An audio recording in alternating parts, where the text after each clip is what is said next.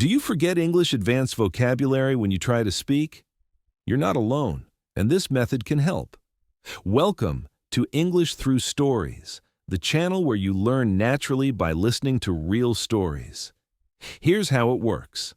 You'll see the bold words, hear them in the story, and remember them through repetition. Over time, this practice builds your fluency so the words come back to you automatically when you speak.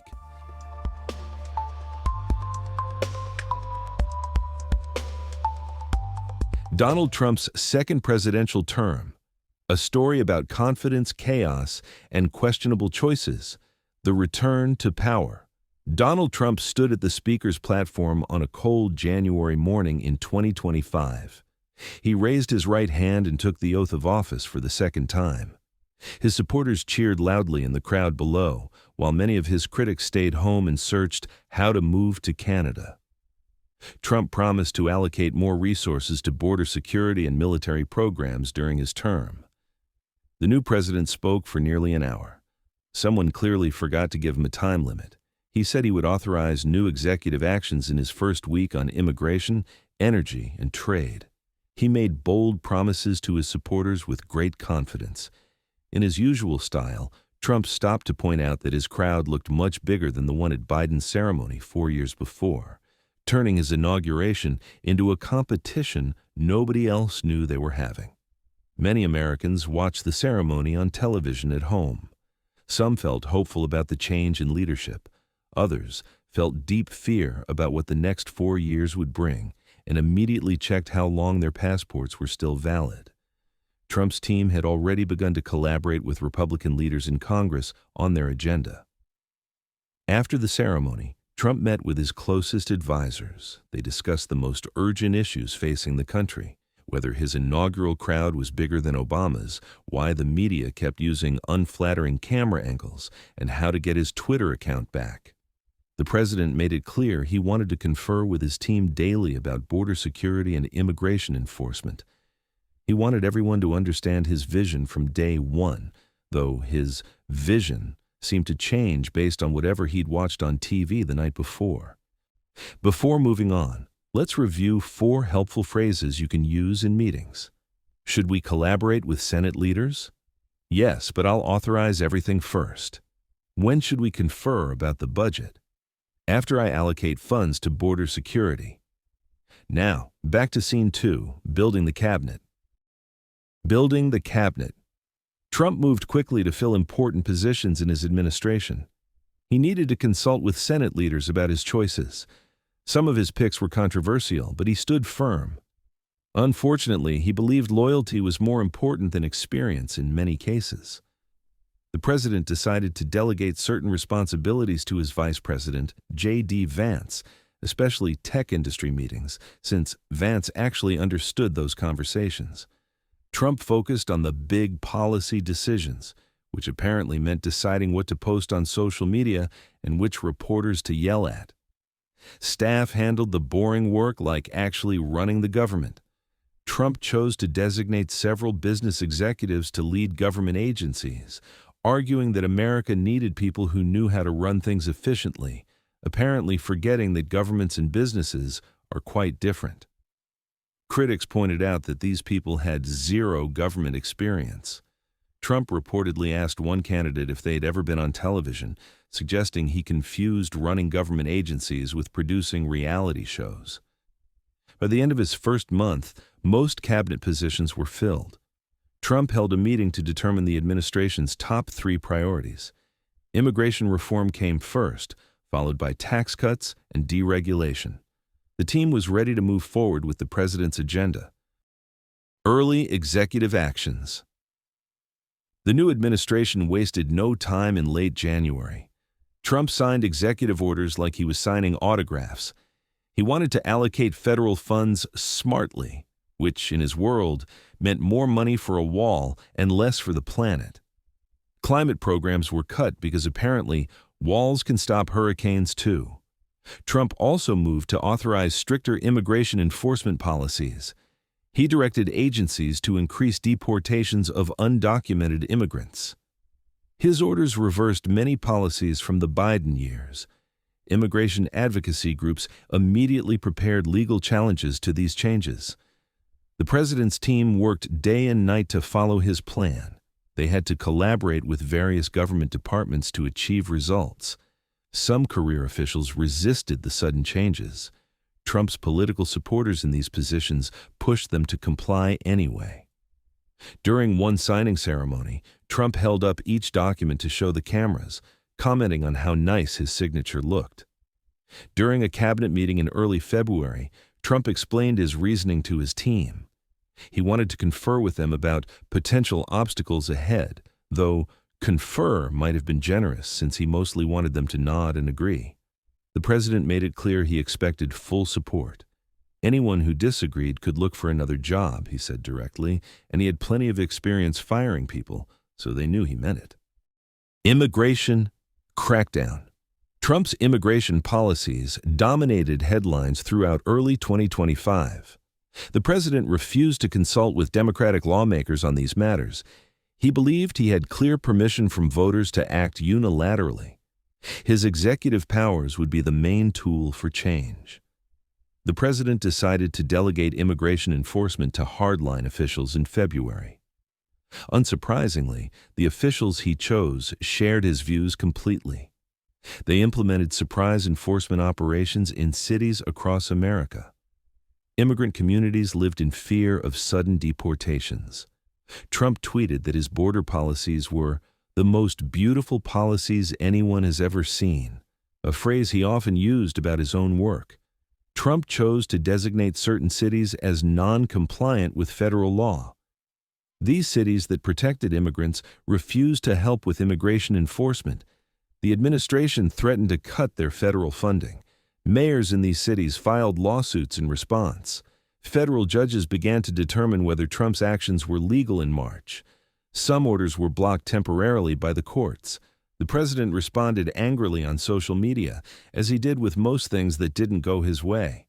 He called judges political activists who wanted to undermine his presidency, apparently forgetting that judges blocking illegal orders was literally their job. Let's stop for a moment and review some of these key phrases for professional meetings. Should we consult experts before we allocate the budget?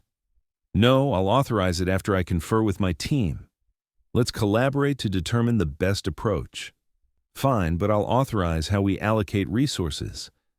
Now, back to the story. Trade wars return. Foreign leaders reacted negatively to Trump's trade policies.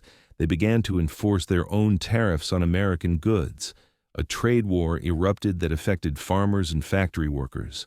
Stock markets became unpredictable and unstable as investors worried about global economic growth. Economic advisors tried to evaluate the impact of these policies in May. Some data showed job gains in certain industries. Other reports indicated rising prices for consumers. Trump rejected negative reports as fake news from his opponents. He claimed he understood tariffs better than anyone, joking that he had probably invented the word. The president's team needed to formulate responses to growing criticism. Business groups that usually supported Republicans expressed concerns. Trump refused to change his mind about tariffs.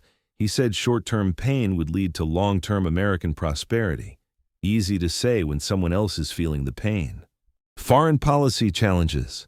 Trump faced several international crises during the early months of his second term. He needed to implement a clear foreign policy strategy. His approach emphasized unpredictability and personal deals over traditional alliances. In Ukraine, he claimed he could end the war in 24 hours through his relationship with Putin, a timeline that proved optimistic. In the Middle East, his solution involved phone calls with leaders he considered friends, regardless of their human rights records. The president met with dictators and democratic leaders alike in the spring, treating them roughly the same.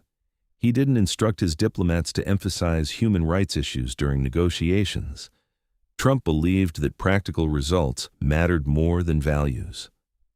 After one meeting, Trump described Putin as a great guy, really tough, loves his country, a leader currently being investigated for war crimes.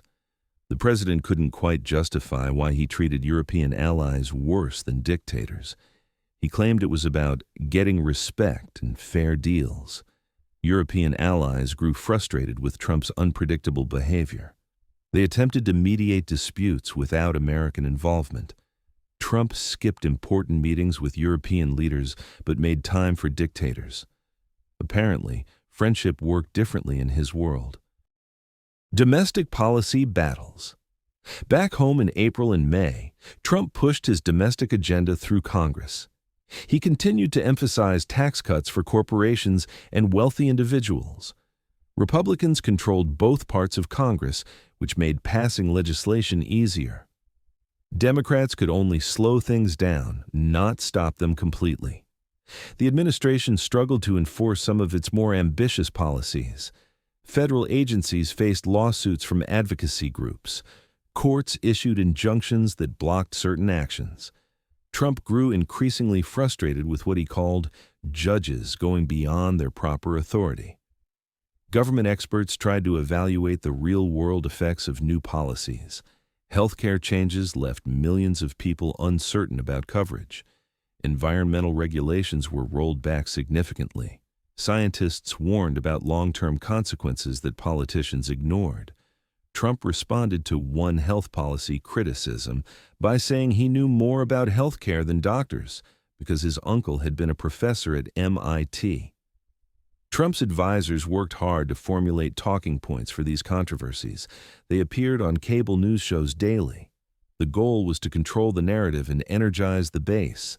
Facts mattered less than winning the media cycle. Growing opposition. As spring turned to summer in 2025, opposition to Trump's presidency grew louder. Protests erupted in major cities across the country.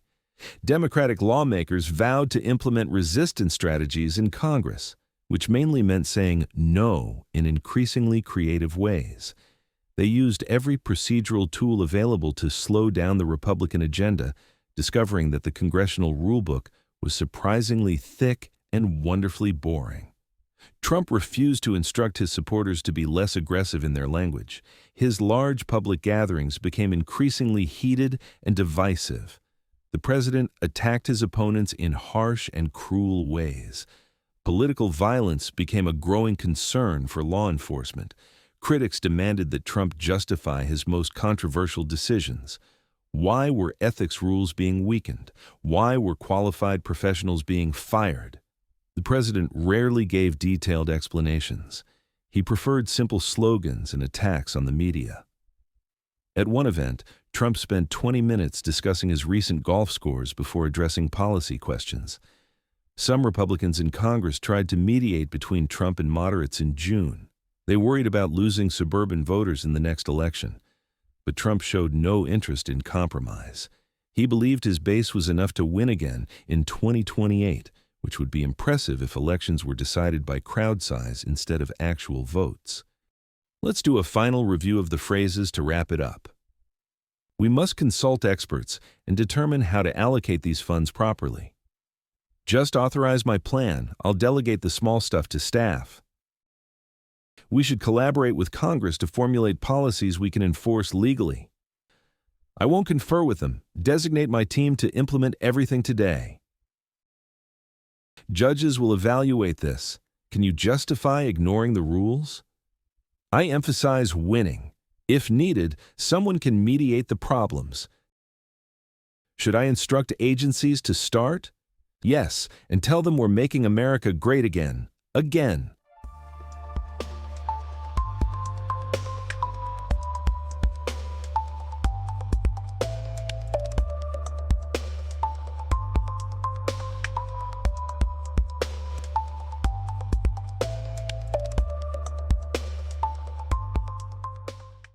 Thanks for watching English Through Stories. Remember, the best way to improve is by listening again and again. Each time you'll notice more details and the words will start to feel natural. If you found this helpful, give it a like and share it with someone learning English. And don't forget to subscribe so you don't miss the next story. Keep practicing, keep listening, and your fluency will grow step by step.